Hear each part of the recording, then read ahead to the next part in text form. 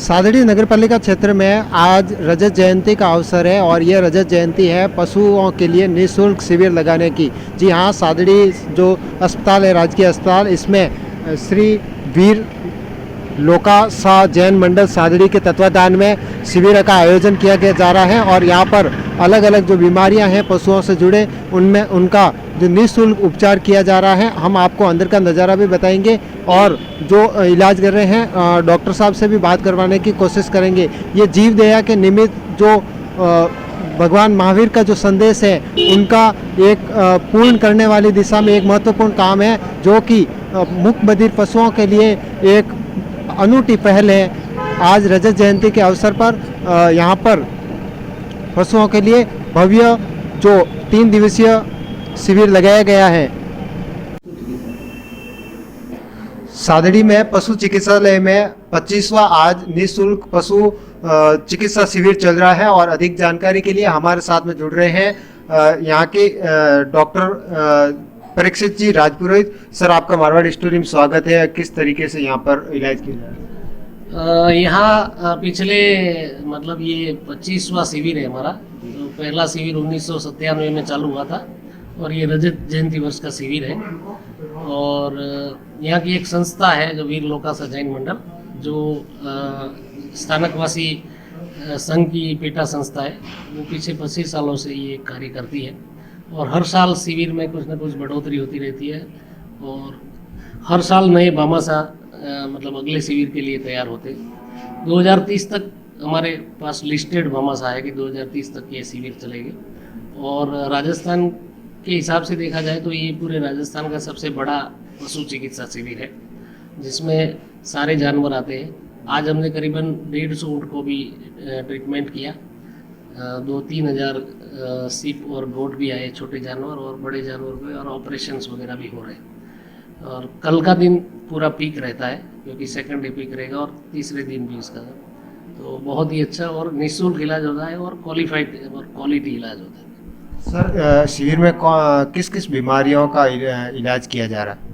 तो वर्तमान में जैसे सीप और गोट में एक प्रकार की कुछ बीमारी चल रही है, तो जिसका हम जो बीमार पशु है उनको तो ट्रीटमेंट कर रहे हैं, और जो बीमार नहीं है और पूरे सेक्टर से थोड़े अलग गाँव के हैं उनका हम वैक्सीनेशन कर रहे हैं PPR का वगैरह। और गायों में भी रिसेंटली लंबी हुआ था, उसके गाँव के खूब केस आ रहे हैं, तो गाँव की भी हम काम कर रहे हैं। और बाकी जनरलाइज 3 सेक्शन है हमारे, सर्जरी, मेडिसिन और इनफर्टिलिटी। तो वाजपन में केसेस खूब आ रहे हैं कि जो गाय ठहरती नहीं है, पशुपालक को क्या है कि नुकसान होता है आर्थिक, वो केसेस हम ठीक करके दुधारू गाय या भैंस को हम बच्चे वाली पैदा करके बताएंगे। मौके पर टेस्टिंग की कोई व्यवस्था है किस तरह के इलाज के लिए?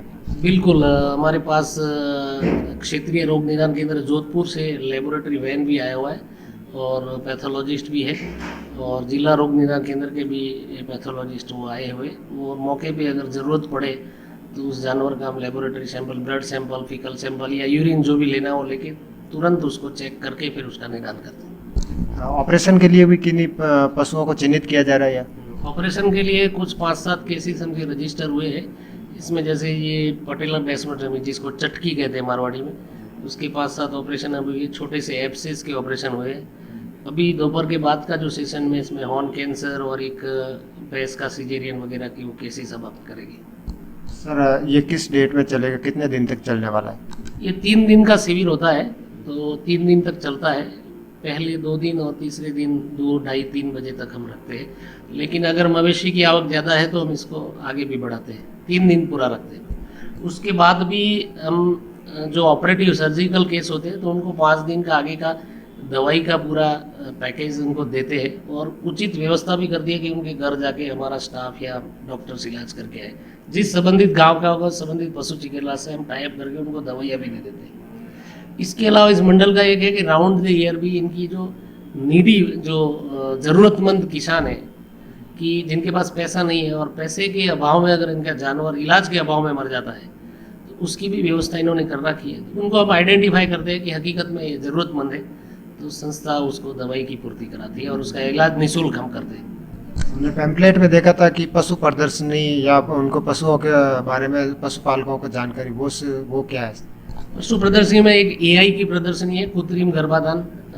और पिछले 25 सालों में जो संस्था ने और पशु चिकित्सालय ने काम किया है उसकी भी प्रदर्शनी बनाते हैं। तो इसमें दो फायदे हैं कि पशुपालक को एक अवेयरनेस आती है, दूसरा कुछ डोनर आते हैं कहीं बाहर से भी आते हैं तो वो भी देख के जाते हैं, तो अपने अपने क्षेत्र में वो भी ऐसा काम कराने के लिए प्रेरित होते हैं। और तीसरा कुछ हमारे पुराने जो ऑपरेशंस किए हुए हैं उसके भी फोटोग्राफ्स हैं, क्योंकि कुछ पशुपालकों में भ्रांति होती है कि भाई ऑपरेशन के बाद हमारी मवेशी बचती नहीं है, तो वो फोटोग्राफ से हम बताते हैं, उससे वो थोड़ा समझते हैं और अपनी मवेशी को लेकर आके ऑपरेट कराते हैं।